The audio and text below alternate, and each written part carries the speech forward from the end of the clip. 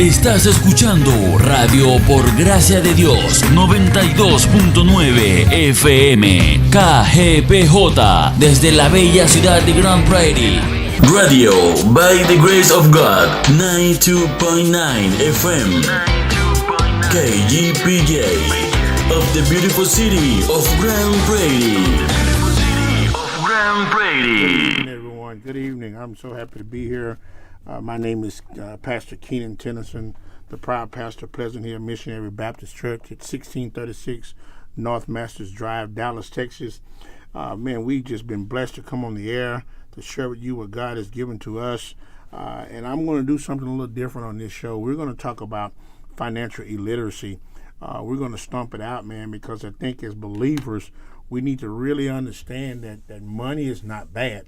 The scripture said the love of money is the root of all evil, and we've taken that so out of context, and we literally have came up with an idea that we're not supposed to have. We're supposed to just live day to day and just get by, but I'm here to tell you today that's not how that goes, man. Looking at Hosea 4:6, it says, for the people perished for the lack of knowledge.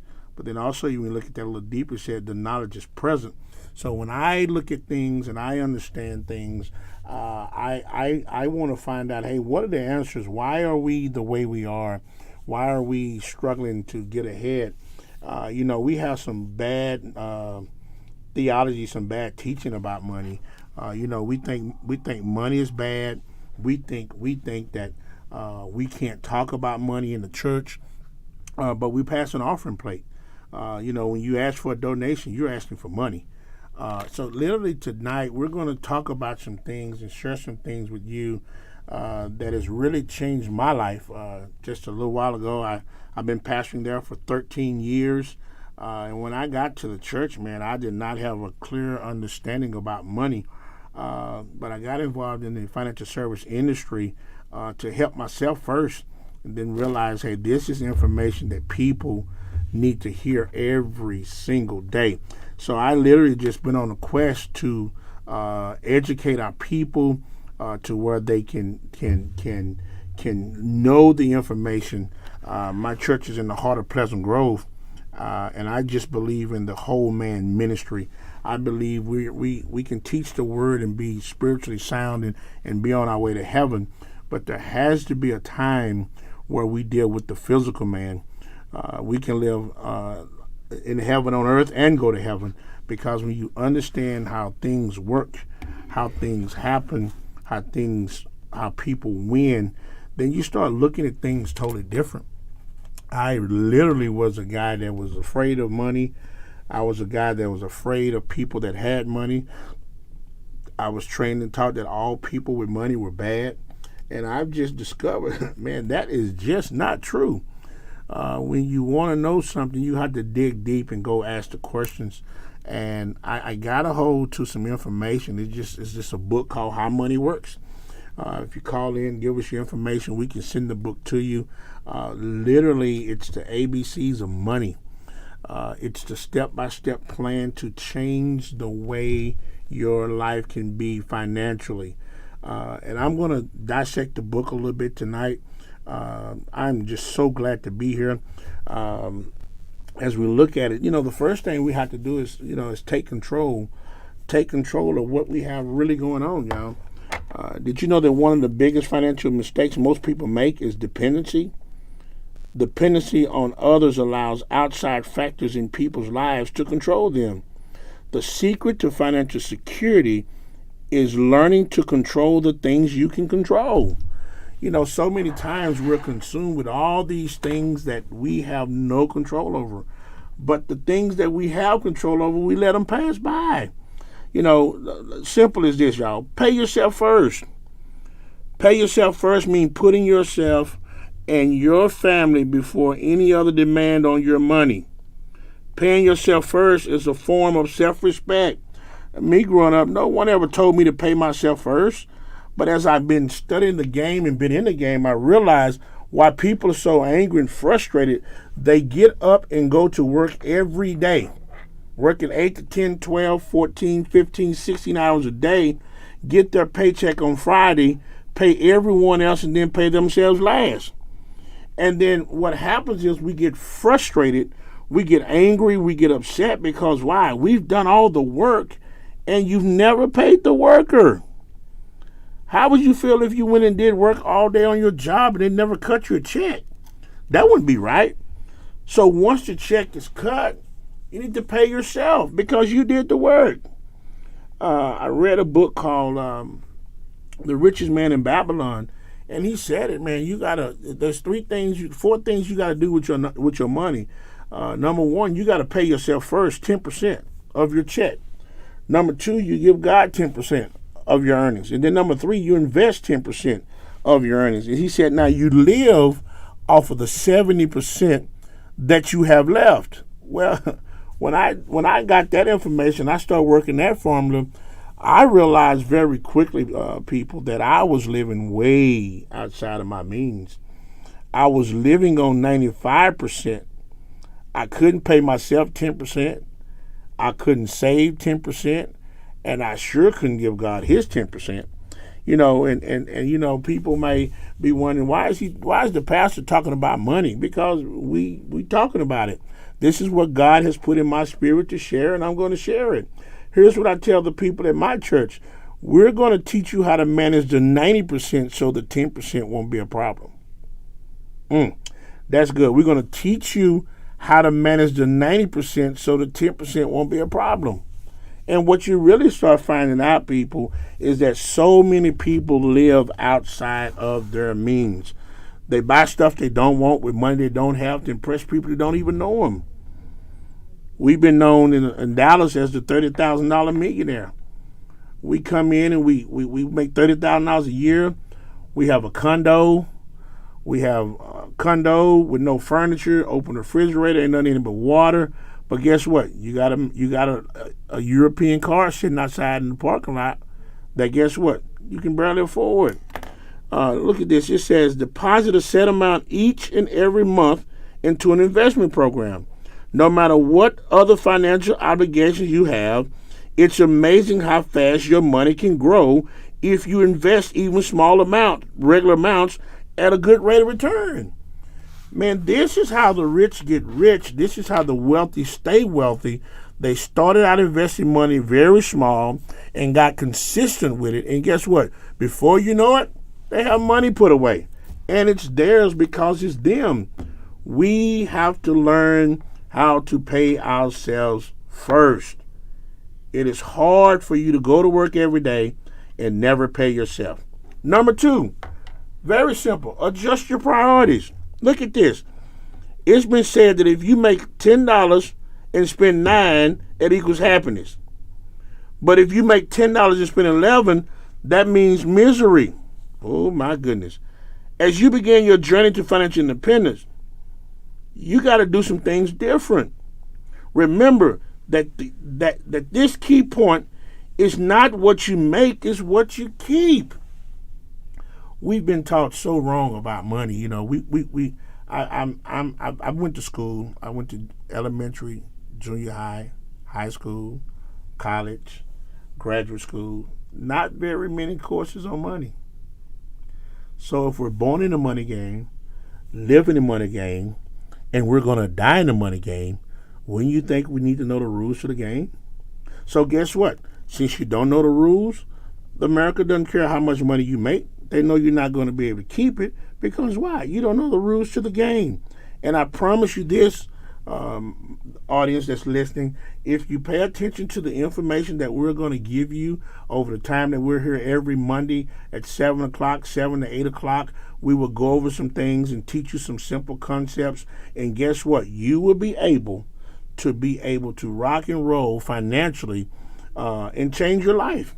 And then another point we have to do, we got to change your thinking. The way you think about money is everything. Your mindset is a powerful thing, especially when it comes to money. That explains why so many people who win the lottery end up losing it all. It helps you understand how so many millionaires are self-made. It's their mindset about money. What do you think about money? How do you treat money? I've learned over the years, money treats you how you treat it. If you don't care about it, it won't care about you. If you won't save it, one day it'll never save you. We have to understand that there are so many different ways that we can do things financially just simply by thinking different. When we think different, we do different. The Bible says, as a man thinketh in his heart, so is he. And when you look at all this, it says, what is the difference between the two groups? It's how they think. If you think you don't deserve to be financially secure, you'll never find financial security.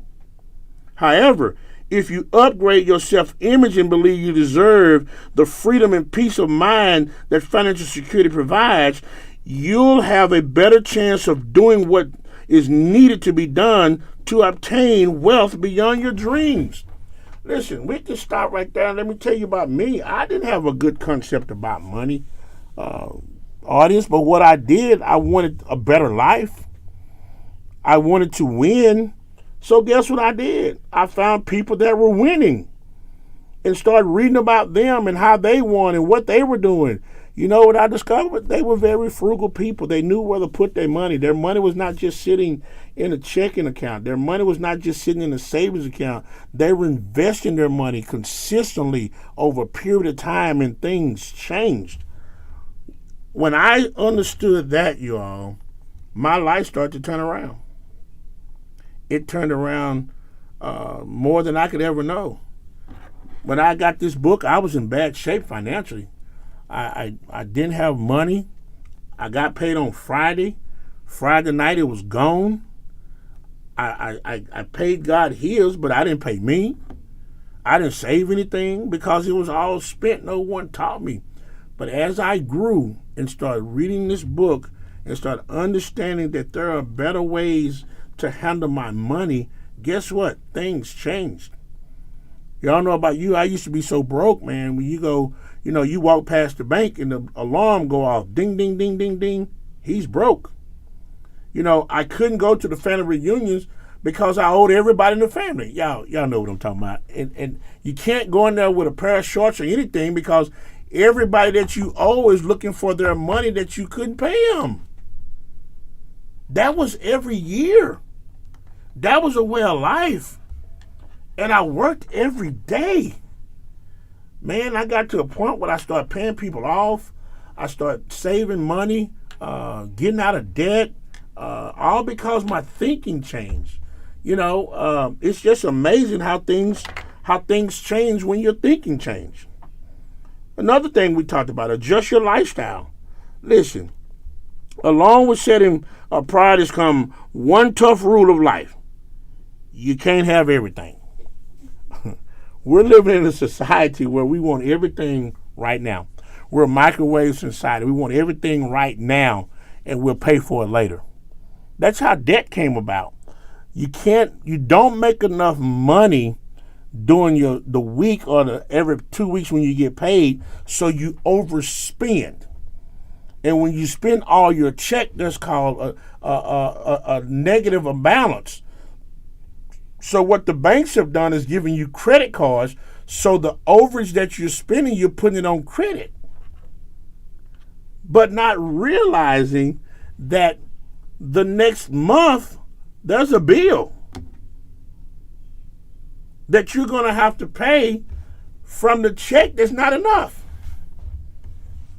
So then guess what we do, ladies and gentlemen? Then we say, well, I'll make it up next month. So I get further and further behind, and I constantly use my credit card. I'm paying for my lack on credit. And they're hitting us with anywhere from 18 to 24% interest on the money that you're charging. So we find ourselves digging ourselves into a deeper and deeper hole. And what happens is we get tired, we get frustrated, and we literally throw in the towel. So what do? It's not you. It's not just one person. Everyone has been like that. Everyone has struggled with that. And the saddest place that you see the struggle is in our churches. We're broke, man. We serve an almighty God. The Lord is my shepherd. I shall not want, but we want every day. He owns a cattle of 1,000 hills. The silver and gold is his. And we don't have none of that. We don't exemplify none of those scriptures that we're quoting a heartbeat. We the head, not the tail. Well, why are we always behind? We're above and not beneath. Well, why is debt always on top of us? Why are circumstances taking us out? It all boils down. We really don't understand how to play the money game, y'all. I'm here strictly from experience. I'm here strictly to show you and to share with you guys what has happened to change my life financially. I take this to my church. I'm teaching my people, the people that God has entrusted me with, how to get their finances in order, because it's not good for just the preacher to look like he blessed. It's not good for the preacher to be the only one putting up in a new car. It's not good for the preacher to only be one in luxury suits if you're still wearing them. How come all of us can't eat? And we can all eat if we all learn the principles of how the game is played. An important concept to understand is want versus need. A need is something you have to have, something you can't do without. You need food. You need shelter. A want is something you would like to have. You want ice cream. You want a bigger house. If you want to achieve financial independence, you may have to make sacrifices for a period of time. Go without some of your wants. It's not that tough, but it is very, very, very important for your financial health. I remember I had a desire for a Corvette. And I wanted a Corvette when my son Adam was 5. I said, when he graduates, I'll buy me a Corvette. Do you not know he graduated on a Saturday and Tuesday I had a Corvette? Here's the thing about it though. I paid cash for it. Because every time I had some extra money or I carved out money and I put it away to reward myself when the time came. But here's what's even better than that. Not only did I pay cash for it, but when I took it out of my account, I had more money in the account because I invested it. So the money that I was putting aside for my Corvette was drawing interest. So when I paid the money for the car, the account was never zero again. Why? Because I adjusted my priorities. I changed my mindset. I started putting my money where wealthy people were putting their money. I started doing things totally different. And then another thing, I had to earn extra income. It doesn't make sense. When it's not enough, it's not enough. There's no more manna coming out the sky. We got to find some other ways to earn income. If your family income is very modest, things may be so tight that it's tough to invest more than $50 a month.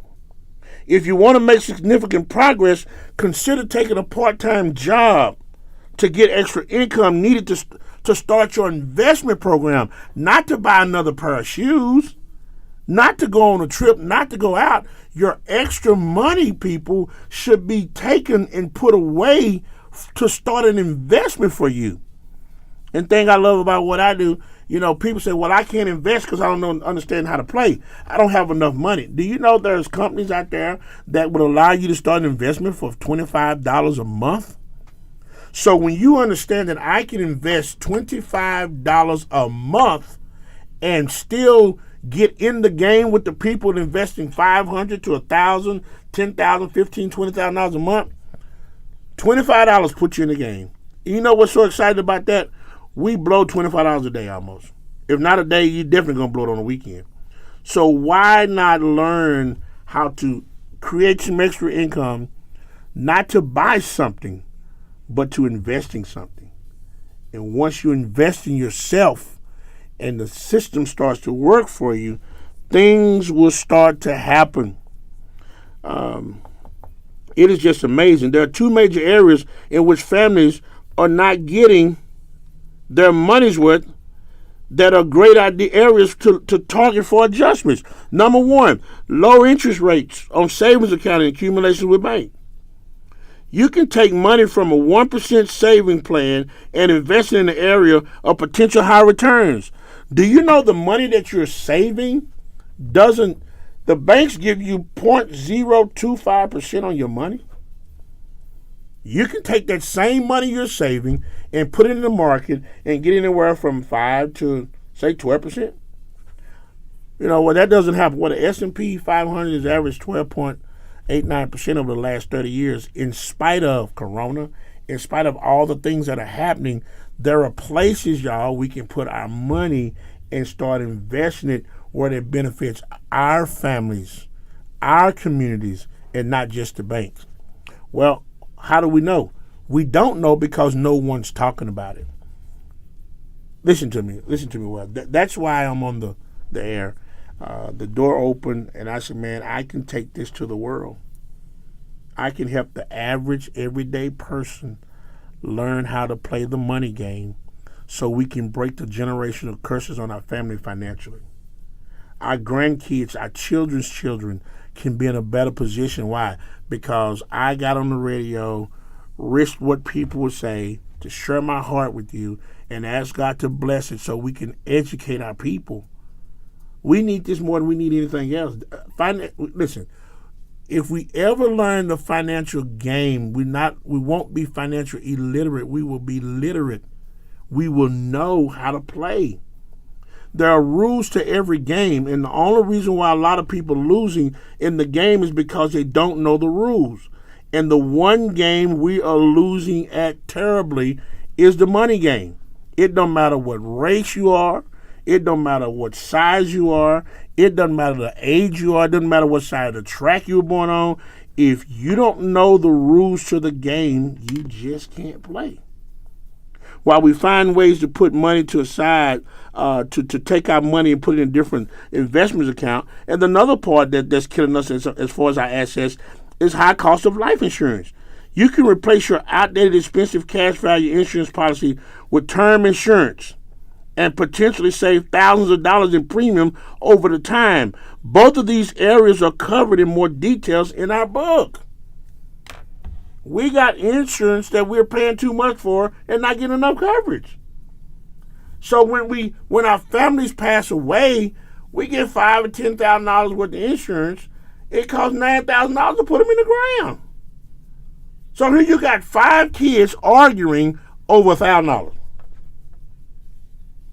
That's how it is in the neighborhood, in the hood, right? No one comes to teach us how to play the investment game. No one comes to teach us how to get insurance. We think insurance is burial insurance. That's not correct. Life insurance is income protection.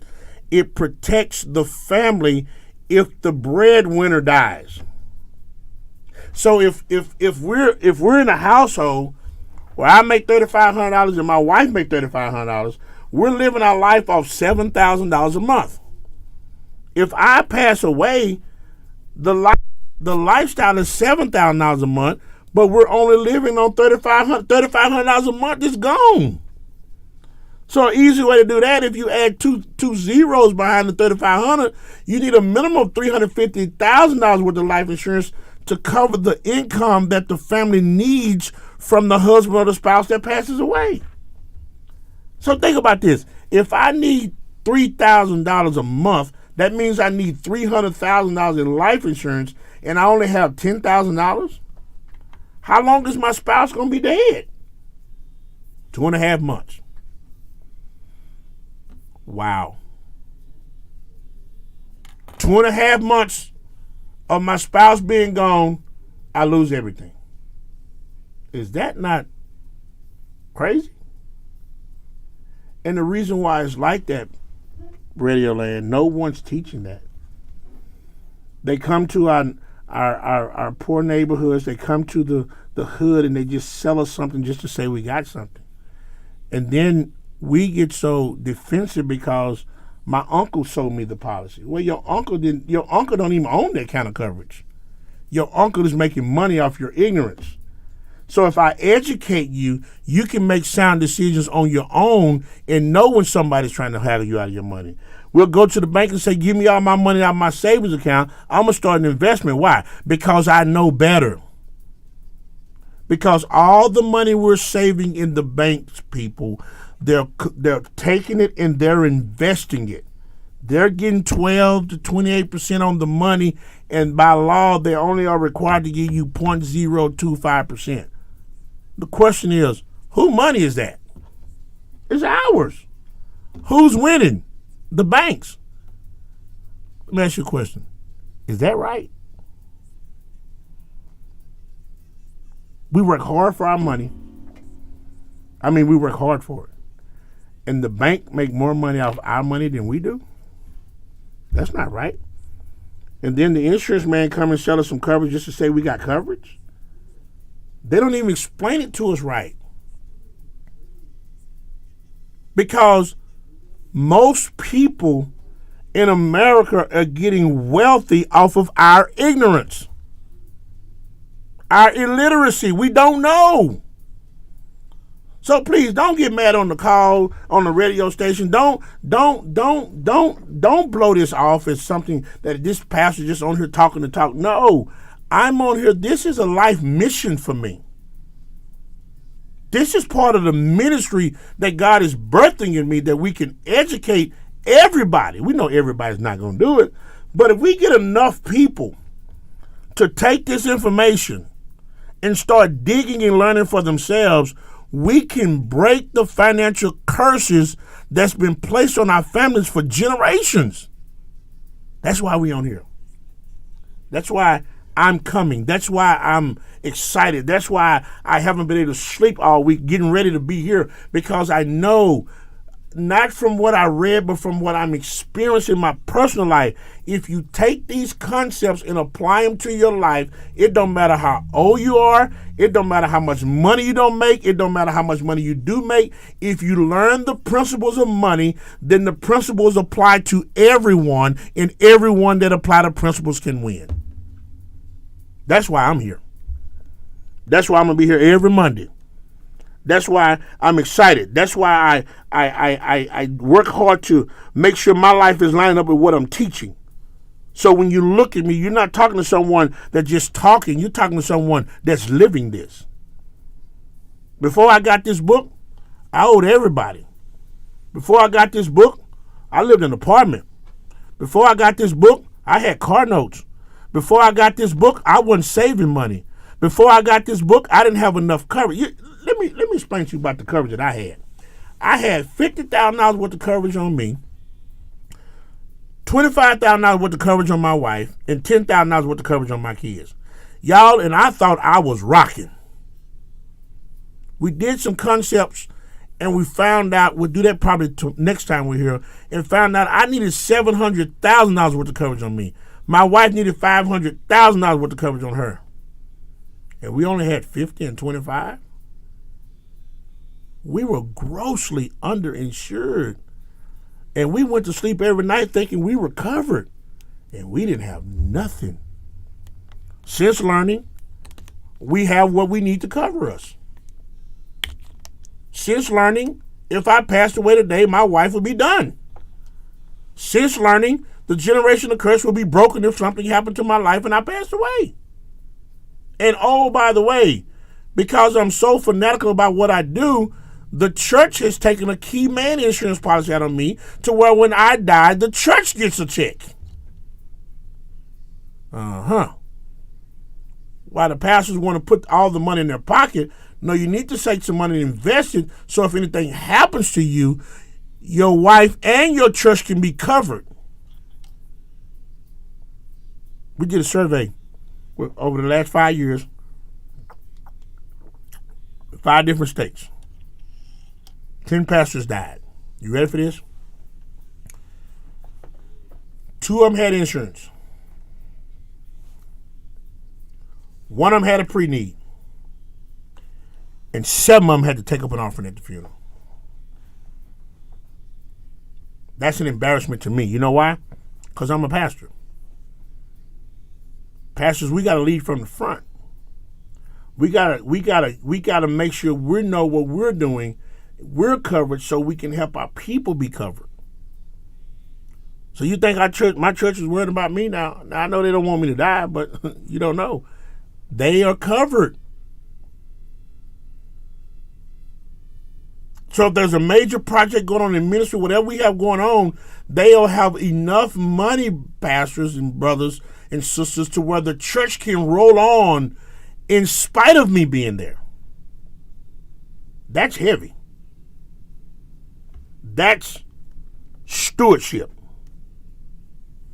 So, I got the coverage. We're fine. Family's fine.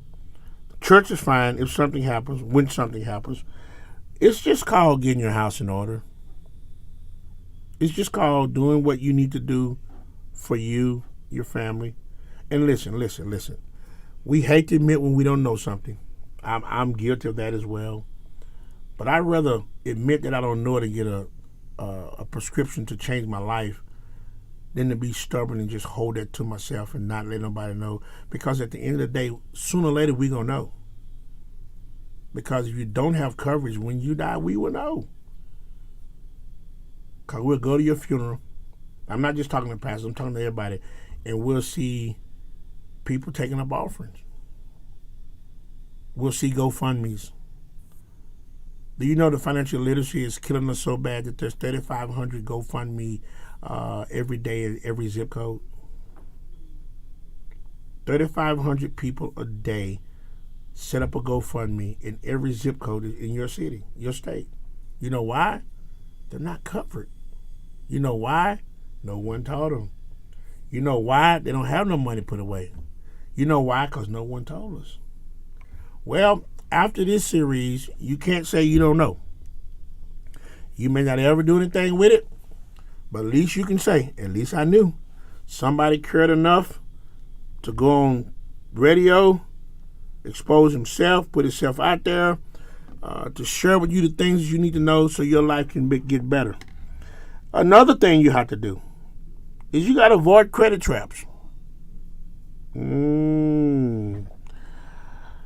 Credit cards are good for convenience, but that's not it. Be careful to avoid the pitfalls of plastic money. You know what I've learned, y'all? Wealthy people carry cash. They have a credit card for an emergency, but they have cash. I asked, why you have cash? It says to remind you while you're out here talking to people, building your business, and also it makes you monitor how you spend your money. I said, explain. If I have to pull a $10 bill out of my pocket for a Coke, do I really want that Coke? No, give me a glass of water. But if I can swipe the card, I don't know how much money I have, how much money I don't have, and the card will always accept unless it's too far in the negative. So we don't keep account of our money. He said when you carry cash, you don't want to break that 20. You don't want to break that 50. You don't want to break that 100. You ask yourself a question. Do I really need what I'm finna buy? Do I really need to break this bill for what I'm about to buy? The answer is no. So guess what you do? You don't buy it. I have a wealthy friend. He's my coach. And I've stayed at his house a couple of times. He said, guys, get up in the morning. I'm going to take you to breakfast to one of the finest dining institution in America. You can get whatever you want at this institution of fine dining. So we get in the car. You know, he's wealthy. We think we're finna go eat it. Pull up to one of these fancy restaurants. He pulls up to McDonald's. They say you can go in here and get anything you want. An egg at McDonald's is 99 cents. An egg at IHOP is $2.39. He says it's the same egg. So guess what? We pull up at McDonald's. 99 cents, $2.39. I've saved $1.40 by eating at McDonald's to get the same egg that's going to fill up the same stomach, and about an hour later I'm going to be hungry again anyway. He said when you take care of money, money will take care of you. He teaches his kids never use a credit card except when there's an emergency. If you can't pay cash for it, you don't need it. Well, that'll change our economy totally, won't it? Because we don't have the cash. It's just things that you can do to avoid the credit trap. Here's what I learned. Pay your balance in full each month, and you not only avoid interest rate, but you'll prevent your balance from escalating out of control. To keep your monthly charges under control, pay with cash. You'll probably find you spend less when you have to use your money over time. And when you want to use somebody's money, use your credit card and pay it out before 30 days. You won't have to pay interest on it. Oh, okay. Okay. So how many options do you have? Do you have a choice about your financial matter? You absolutely do. Then guess what we got to do? We got to set goals and have a plan. Most of us get a check and we just haven't even planned it. We just get money. We haven't planned it. And before you know it, once you cash that check, if it's not earmarked for something, it'll go anywhere. Have you ever had a $50 bill and broke it? No, let's go a $100 bill. You get up, you got a $100 bill in your pocket, and you break it, and before you get home, you don't know where you spent that money? Have you ever had to do like me, just pull over and add up? Okay, let me see what happened. What did I do with my money today? And what you'll find out is, oh yeah, I bought $40 worth of gas. I bought 3 soda waters. I bought some chips. I ate out twice. And before you get home, that money is spent, and you didn't even earmark it for anything, and that was your payment for your cell phone. Then you wake up in the morning, and you have that automatic secretary. Doom, doom, doom. This number is not taking calls at the moment. Why? Because you spent money you weren't supposed to spend. Y'all, I've learned all this stuff the hard way. I mean the hard way. I'm sitting in the studio, people listening, they just laughing, talking about, man, how you know? All of us have been there. We're trying to give you some pointers and ways to bring you out of that situation. I'm eternally grateful for this book. It changed my life. This book single-handedly changed my life. You can't reach your destination if you don't know what it is. Setting goals gives you 2 things: an incentive to make the necessary sacrifice and benchmarks along the way to gauge your progress. That's all goals do. They give you something to shoot for, and then let you track yourself along the way. Man, after you set your goals, you need a roadmap to get you there. You need a financial game plan. Together with your goals, a game plan is the the cement that holds together your financial foundation. You got to have both of them. You can't have one without the other. This is the stuff we want to put in churches. This is the information we want pastors to call in and say, hey, I need this information for my congregation. This is the stuff that you can take people at your own church. We can train them to do it, and they'll teach the people in your church, so we become financially literate. We know what's going on. If we don't have this is the missing ingredient in our churches. This is the missing ingredient in our homes. This is the missing ingredient in our community. Can you imagine if the people in your community were not broke every day? What would that do for the community? It would raise the bar in the community. We always want to tell people what to do. No, when we get together and learn how to do it, save our own money, get our own self out of debt, and then we can go and teach people how to do what we've done. Now we got people financially sound. Now when we go to the school board meetings, we don't have to take a vote. We can just get it done. Now when there's something needed in the community, we don't have to go to the city hall. We can just make the investment and get it done. If all of us are financially sound in our communities, I promise you every community will look better. So you remember I told you in the beginning, control what you can control and don't worry about what you can't control? You remember when I said that? Here's what you can't control. You cannot control the future of Social Security. We don't know if it's going to be there when we get old. We're hoping. Watch this. They're taking our money knowing it ain't going to be there. You cannot control your employer. He's your boss. You can't tell him what to pay you. You can't tell him how many days to give you off. You can't tell him to pay for your insurance. You can't control him in no way. Number three, you can't control taxes. You can't control inflation.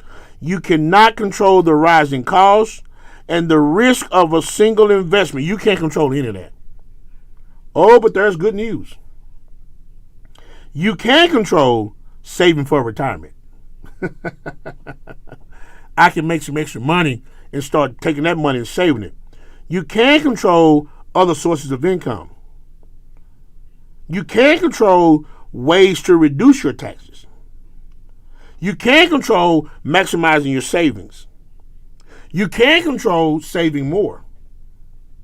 And you can control your investment choices. Hey, y'all, all we can do is control what we can control. We spend too much time worrying about stuff that we can't control. But there are 1, 2, 3, 4, 5, 6 things that you can control. And it will totally change your life financially. As we go through this deal, I can only tell you what I know. I can only tell you what I've learned. Paying yourself first, as we get ready to wrap up here in a few minutes. The problem is at the end of each month, most people don't have anything left to save. Isn't that a fact? It's a fact for a lot of people. So the solution, at the first of the month, before you pay anyone else, write a check for yourself for 10% of your income. Paying yourself first may be the single most important concept of what we're talking about. Man, pay yourself first. We talked about it earlier. It's not what you earn, but it's what you keep. Put yourself at the head of the line. Treat your savings like another recurring bill that must be paid each month. Dedicate the appropriate amount from your paycheck and set it aside. Watch this. While most people think nothing of spending or sending an enormous amount of money to the credit card companies on a regular and systematic basis, they balk at the idea of paying themselves first. Change that mindset. Cut up those credit cards and put those payments into other savings for yourself. Make a commitment to pay yourself first. There's a project, a little exam I give people, and it really sets the tone of if they want to continue to talk to me, if they want to get a book called How Money Works. It says calculate how much money you've earned and how much you've saved. Number 1, the average amount of annual income you make. Let's say $25,000. Whatever your number is, put it in there. Number 2, times the number of years you've worked. Let's say 20 years. Number 3 equals you've earned $500,000 in your 20 years of working. You see it?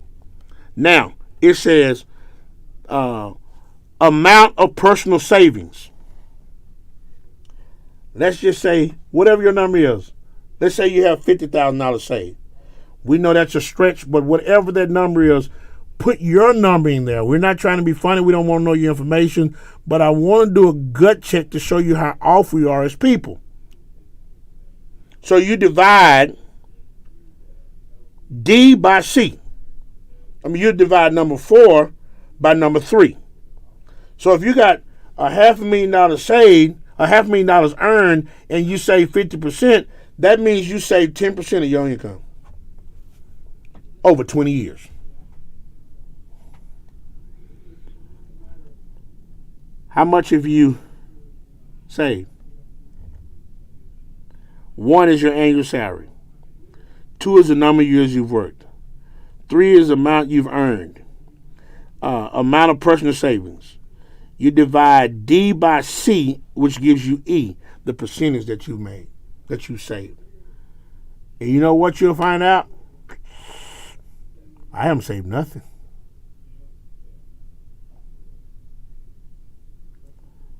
You know what you find out? I've done this class before with a lot of people. They made $800, $900, $1 million over the time period from when they started working and when they talked to me. And some of them didn't even have $1,000 saved. They didn't have $1,000 saved. And they said, whoa. And you know what's even scarier than that? I offered them the book, and I've never heard back from them again. So I don't know if they read it. I don't know if they threw it in the trash. I don't know. But I know when I see those guys again, they always drop their head when I walk by, which lets me know they didn't do nothing.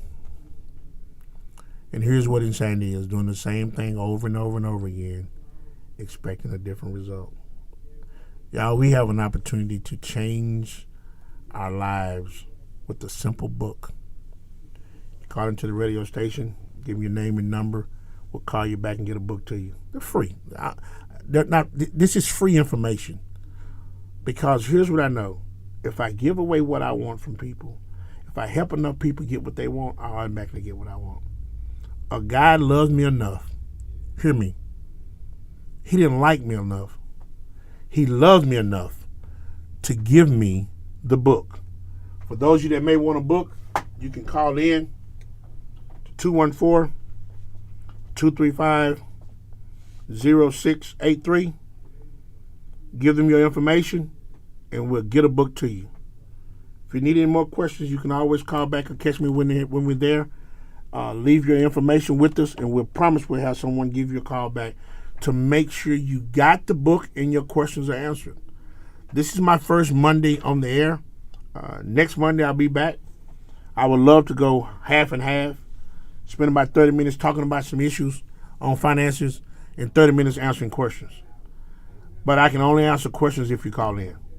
So if you'll call in next week at 214-235-0683, we'll be more than happy to help you. It's Radio Por Gracias de Dios. Did I say that right? 92.9 FM KGPJ. Tune in to us. We're on Facebook. We're on YouTube. I pastor Pleasant Hill Missionary Baptist Church, 1636 North Masters Drive, Dallas, Texas, 75217. Look us up. We're on Facebook, phmbc.org. Hit us up. We'll do whatever we can to get information to you. I am ecstatic about what I do. This has made a difference in my life, and it's making a difference in the life of my parishioners. Here's some statistics you might want to write down. Number one, 87% of people in Dallas-Fort Worth have no life insurance. Number two, everyone is in debt. Number three, nobody is saving money. Number four, everybody broke. And number five, if the truth be told, the majority of people hate the job that they clock into every day. This book, this information, can help change your life. This book, these principles, once you apply them, will make a big difference in your life. We can read it all day, but if you don't apply it, it won't work. And I'm going to tell you this, it has changed the lives of so many people that I know. When the good Lord called my name and they pat my face with dirt, they're going to say, here lies a stud. Here lies a guy that spent his whole life trying to make sure people lives were better. Here lies a guy that lay up at night thinking of ways to get in front of you to get this information to you. Well, why would he do that? Because somebody cared enough. Somebody loved me enough to give me the book. And when I read the book and applied the principles, it totally changed my life. I'm telling you, man, I am ecstatic. I can talk about this forever. I can talk about it all day.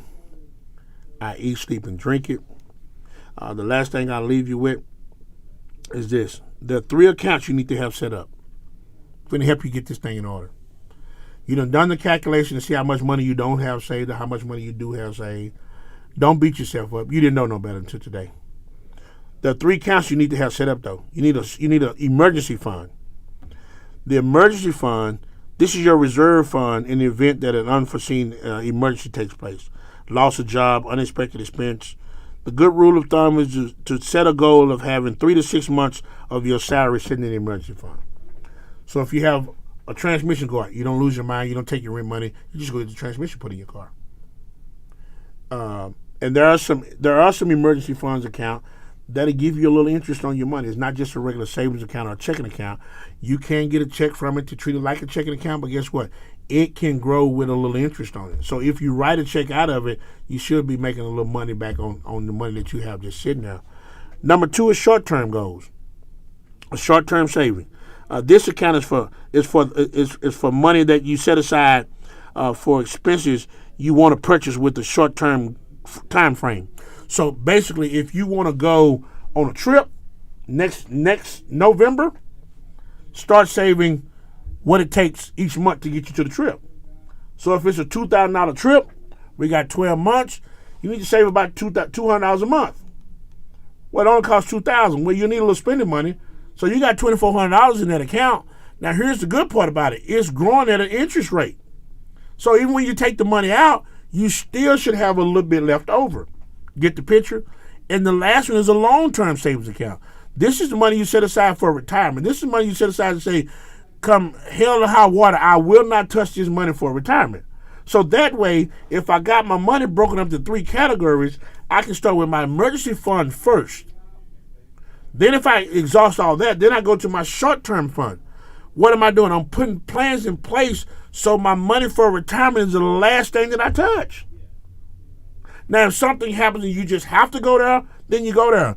But I'm going to tell you this, if you apply these principles, you shouldn't have to go there. Because you'll live below your means for a period of time to save up the money you're trying to save, to get your life rooted and grounded, financial like you want to get it rooted and grounded. And then after that, guess what happens? You can pretty much do whatever you want to do once you get things going.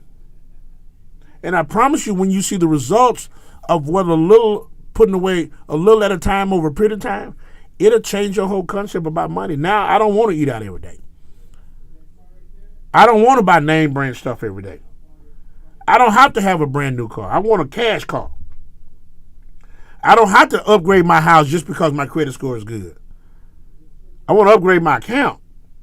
So I got money in the time of troubles. When a storm comes, I'm not wiped out. I'll tell you this, man. We just did some things. I was teaching a class one day at my church, and I talked to some people that had been affected by the Hurricane Katrina. One of the ladies in my office, she said she was teaching people in Louisiana to save $1,000 cash, preferably $1 bills.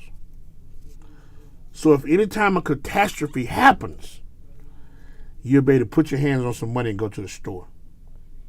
I say, well, why you want us to get warrants? Because if everybody's in the catastrophe and they know you got $100, they're going to take your money.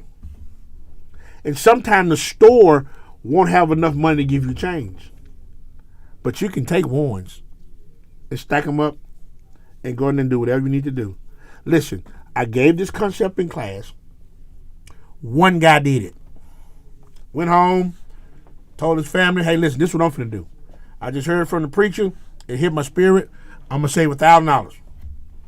And how you do it? I told him to save $10, $20, $50, $100 every time he get paid. Get warrants. Well, in a matter of about 3 weeks, he did it. Oh, man, it took him a month. Here's the deal. He put the $1,000 away, and then all his kids start following suit. He had 4 kids. And his wife started following suit. So it's 4 kids and 2 adults, right? So they literally were putting, everybody was making sure they had their $1,000 with their name on it, right? So literally what happened is, you got a family of 6 that's saving $1,000 apiece. There's $6,000 cash at their disposal. If they forget a bill, they don't have late fees, they can pay it. If they need a car breakdown, they can go pay cash for a car. Whatever comes up, they can do it. And if I tell you this has not changed this guy's life tremendously, like I said, we can give you this knowledge all day, but if you don't apply it, it won't do nothing. So I'm wrapping up. It's been a great first time on the air. Don't forget to give us a call at 214-235-0683. Look us up on Facebook, Radio Por, P-O-R, Gracia, Gracia, Day, D-E-Dios, D-I-O-S. That's 92.9 FM, KGPJ. Call us, look us up, ask us questions, send us your information. If you're in the Dallas-Fort Worth Metroplex and you want to see Pastor Tennyson in person, I'm at Pleasant Hill Missionary Baptist Church, 1636 North Masters Drive, Dallas, Texas, 75217. We're in the heart of Pleasant Grove. We look forward to seeing you. We look forward to hearing from you. Thank you so much for tuning in. We pray and expect God to do great things with this radio station, not just for me, for every pastor that comes on the air, for Pastor Warren, who is the owner of the radio station. His heart is pure. He loves God first, and he loves people. And you will hear more about 92.9 if you just keep tuning in to KGPJ. Thanks a lot for listening to us. We look forward to seeing you next Monday, and you have a wonderful evening. God bless you. Good night.